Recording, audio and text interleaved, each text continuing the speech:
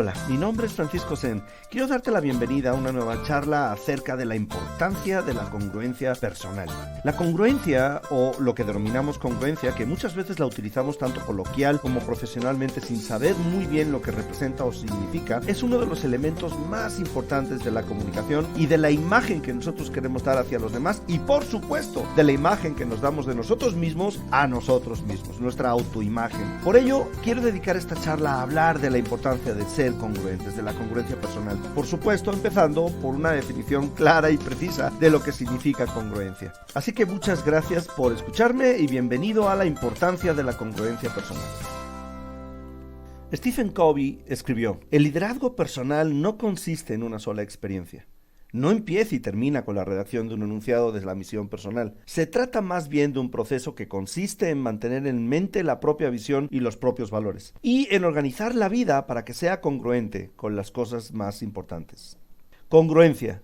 El diccionario la define como relación coherente entre varias ideas, acciones o cosas. El único problema es que tampoco sabemos qué es coherente. En programación neurolingüística decimos que no se puede definir una nominalización, congruencia, con otra nominalización, coherencia. Es como decir que bello es algo que es atractivo, cuando es tan complicado definir belleza como atractivo. En comunicación el concepto congruencia es más fácil de definir porque para ello utilizamos un concepto muy específico, como el de los canales de salida. Cuando nos expresamos hacia el exterior, lo hacemos a través del mensaje que envía nuestra fisiología, cuerpo, gestos, patrones respiratorios, movimientos de manos, etc. Nuestra voz, volumen, velocidad, entonación, dicción, etc. y las palabras que usamos, es decir, los tres canales de salida son fisiología, palabras y voz.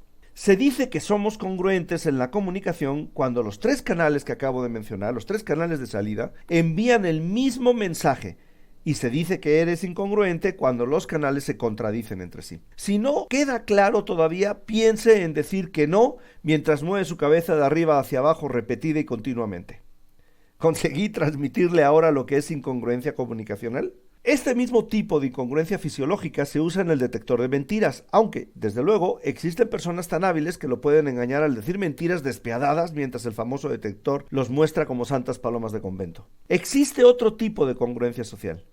Es más que un concepto de comunicación, aunque es prima hermana de la que acabo de describir. Se trata de una interpretación coloquial que los humanos hacemos de otra persona cuando dice una cosa contraria a la que hace. Digamos que una persona dice detestar la mentira y la pillamos flagrantemente en algo más falso que una moneda de 3 unidades de las que quiera. ¿Se ha fijado que no existe ninguna unidad monetaria que haga monedas de 3? No existe la moneda de 3 euros, ni de dólares, ni de pesos mexicanos, ni de yenes. Si se encuentra con una, pensaría que es falsa. De ahí mi metáfora anterior.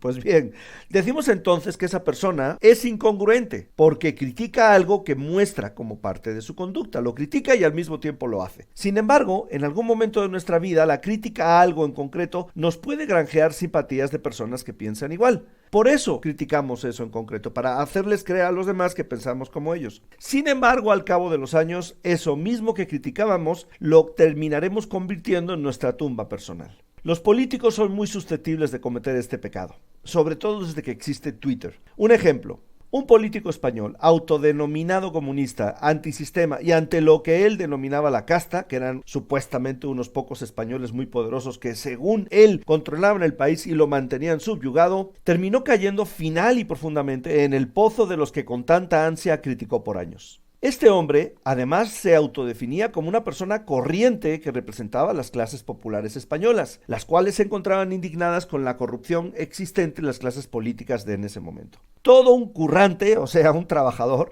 demagogo, populista y proletario, que deberíamos de ser todos según sus deseos, que no los míos. Hasta ahí todo bien. El problema es que en el momento más fulgurante de su popularidad y carrera política, se dio a conocer que había adquirido una casa lujosa de un valor que se sale del promedio de lo que cualquier español puede poseer. Y se sale y por mucho. Su nueva y lujosa casa tiene un valor de 600,000 euros o unos $750,000 al cambio o unos 15 millones de pesos mexicanos, para que nos vayamos entendiendo. Nada mal para un trabajador representante de las clases populares. Como a muchos analistas políticos, a mí me alegra que las personas prosperen prosperen y adquieran lujos y comodidades ganadas con el esfuerzo de su trabajo, con su sudor y, si es necesario, con sus lágrimas. El problema es que esta vivienda es exactamente el tipo de vivienda que este señor criticó por muchos años. Ni siquiera en su partido político veían con buenos ojos lo que acababa de hacer. ¿Por qué? Muy sencillo, porque es incongruente con lo que siempre ha sentado como sus bases filosóficas y de pensamiento. A mí personalmente me da igual, me parece una muestra más de falta evidente de inteligencia emocional. Si analizas la compra del inmueble, nos damos cuenta inmediatamente de que se trata de que a este señor le ofrecieron una oportunidad única, tanto como por el precio que le dieron como por las condiciones crediticias. Ambos aspectos son inmejorables. 600.000 euros pueden sonar a mucho dinero, pero esa casa puede costar, si la ves cómo está construida y todo lo que tiene, mucho más. Las condiciones del crédito otorgado a este señor y su pareja son extraordinarias, con un coste financiero bajísimo y con una financiación superior al promedio español y con mucho. Yo ahora entiendo lo que pasó. No tengo duda que este señor sabía que su decisión de compra iba a ser, como mínimo, controversial para los simpatizantes de su partido político comunista. Con todo, lo hizo. ¿Estaba conscientemente haciéndose un daño en su imagen y en su futuro dentro del partido irreparable? Como se dice en algunos países, ¿se estaba dando intencionalmente un tiro en el pie? Yo creo que sí.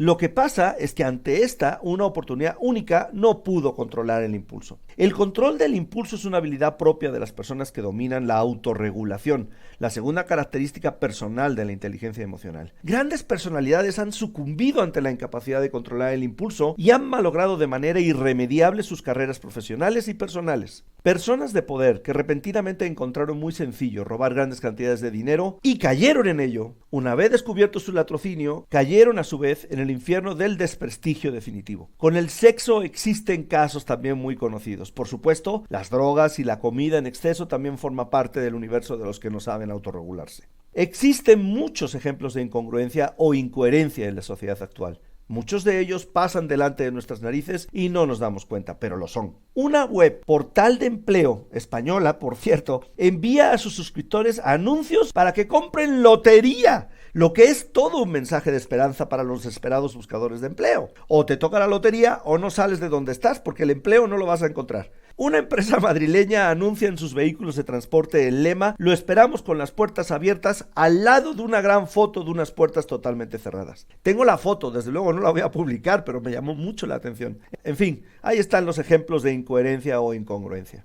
Experimentos sociales demuestran que los niños o niñas que saben controlar el impulso obtienen, en su futuro profesional, sensiblemente mejores ingresos que los compañeros que no lo saben hacer todavía. Es muy famoso el experimento de los malvaviscos y los niños y niñas que tenían que aguantar sin comérselo en una sala hasta que regresase a la sala el adulto que los había recibido en primer lugar. Si esperaban y no se lo comían, el profesor les daría una segunda golosina adicional. Y si no aguantaban y se lo comían antes del regreso del profe, no habría ninguna consecuencia negativa. El resultado comprobó que solo un selecto grupo de autorreguladores soportó el infierno infantil de tener un dulce delante y no comérselo. Mismos que años después obtenían notas muy superiores a las de los que no aguantaron la presión. Mis mediciones de inteligencia emocional en diversos países del mundo usando nuestro exclusivo cuestionario de medición, debo decir que no suficientes como para establecer un juicio significativo, muestran sin embargo resultados muy diferentes de un país a otro. España, por ejemplo, muestra significativamente un coeficiente emocional llamativamente deficiente. México, sin embargo, muestra resultados superiores a otras latitudes del mundo, pero la conducta promedio no respalda los resultados obtenidos en el cuestionario. Después de años de estudiar la conducta de los mandos medios de infinidad de empresas mexicanas y latinoamericanas que contestaron sorprendentemente bien nuestro cuestionario de medición del coeficiente emocional, los hallazgos de sus conductas como directivos muestran inequívocamente que saben contestar el cuestionario, pero no saben o no quieren aplicar lo que saben. Estudios detallados de administración del tiempo, lo que es, por cierto, una característica propia de las personas con inteligencia emocional elevada que requiere autorregulación y automotivación a mansalva, realizados estos estudios entre 1985 y 2016, muestran distribuciones de tiempo muy inadecuadas en cuanto a lo que eficiencia y eficacia representarían. Como resumen, solamente como resumen, un alto porcentaje del tiempo que estas personas mostraron en los estudios es utilizado en la resolución de problemas que podrían haber sido evitados fácilmente desde un inicio, y de manera sistemática nos encontramos con que cuando reciben una posición de mayor responsabilidad y mando, la interpretan como una posición en la que ya es permitido perder el tiempo. Por supuesto, la corrupción es más un problema de autorregulación que de educación moral, como muchos gobernantes pretenden erróneamente hacer ver. Y es un error tremendo que cualquier mandatario hable contra la corrupción y que ésta sea permitida en miembros cercanos de su partido político o gabinete. Lo bueno y positivo es que la inteligencia emocional se puede estudiar e incrementar sin mayor problema. El concepto de inteligencia emocional es ampliamente buscado en Internet y la oferta de cursos para desarrollarla o, al menos, conocerla más en detalle es enorme. ¿Es factible encontrar muestras tremendas de incongruencia en las empresas en cualquier lugar del mundo? Absolutamente. Recuerdo casos muy concretos, como por ejemplo el de la empresa, de la que no voy a revelar más datos, que prohibía las relaciones sentimentales entre empleados para evitar conflictos de interés a la hora de tomar decisiones. Personalmente me resulta lógico entender el conflicto que se presenta laboralmente cuando tu subordinada es tu pareja sentimental, considerando que a lo mejor en la vida privada de ambos la situación es exactamente a la inversa. Como regular una relación sentimental no es nada sencillo, la idea de la empresa era que cuando la relación se daba sin remedio, uno de los dos tenía que abandonar la empresa. ¿Cuál cree que era la situación más común? Acertó, relaciones sentimentales ocultas. Y la mayor incongruencia que yo viví con ellos vino cuando el director de finanzas se enamoró de su asistente, cosa que fue sabida por la alta dirección de la empresa, la cual no aplicó las leyes tan celosamente comunicadas a toda la organización como una regla que no se rompería jamás. Porque con ese director, que además no pudo tampoco evitar que el resto de la compañía supiera de su amorío, la regla del conflicto de interés no fue aplicada. Una muestra evidente de falta de congruencia conductual. ¿Ser congruente tiene beneficios? Yo creo que sí. Y entre ellos me parece que están los siguientes. 1. Paz mental. Es muy obvio, pero no por ello se debe de olvidar que la congruencia personal brinda una paz mental que ninguna bebida alcohólica o droga puede proporcionar. Y además, lo hace sin resacas ni efectos colaterales indeseables.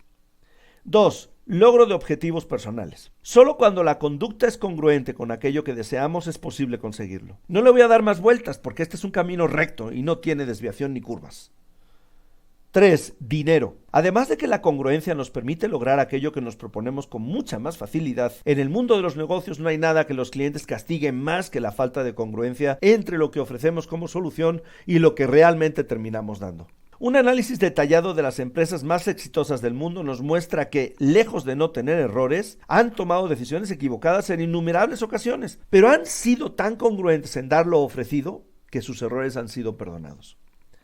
Admiración sincera es el número 4. Solo las personas cuyas conductas son congruentes con sus ideas, ya sea que coincidamos o no con las mismas, llegan a despertar admiración en los demás. Un Andrew Carnegie, por ejemplo, que gastó prácticamente toda su fortuna en abrir bibliotecas públicas por todo Estados Unidos, simplemente porque él creía que la lectura podía cambiar vidas. Un Gandhi, que fue el mayor ejemplo en su país de la resistencia pacífica que tanto prodigó. Una Madre Teresa de Calcuta que abandonó su vida de comodidades para dedicar su vida a los pobres de la India. Un Nelson Mandela que pasó años en la cárcel por defender la integración racial y la eliminación del racismo y de la discriminación en Sudáfrica. Una Rosa Parks, quien se negó a sentarse en el autobús en los lugares destinados para las personas de color y, de paso, cambió la sociedad en la que vivía para siempre y muchos otros más.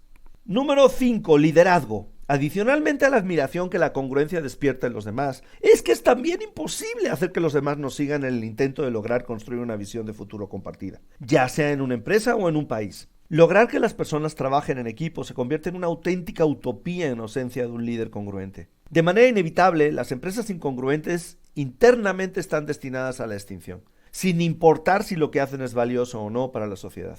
6. Tranquilidad. Como regla general, no se ponga reglas que no pueda cumplir, ya que estará decretando su futura incongruencia aún antes de empezar. Por ejemplo, en el caso de la empresa que prohibía las relaciones sentimentales entre empleados, cosa a la que también resultaban susceptibles los altos directivos, hubiera sido más práctico encontrar la manera de vivir con estas relaciones en lugar de prohibirlas y tratar de evitar lo inevitable. Muchas reglas, además de incumplibles, son innecesarias, así que sea más flexible en aspectos menos importantes para el logro de sus objetivos, por ejemplo, y vivirá con más tranquilidad. Una regla que yo no me puedo poner porque estaría destinado al fracaso es la de ser breve en mis charlas o artículos, por lo que no puedo pedirle eso a los demás tampoco. ¿Qué quiere usted? ¿Que sea breve? Vale, lo seré. Adiós. Puedes dejarnos tus comentarios, un like si te ha gustado y, si te ha gustado mucho, suscribirte a este canal para seguir recibiendo esta información.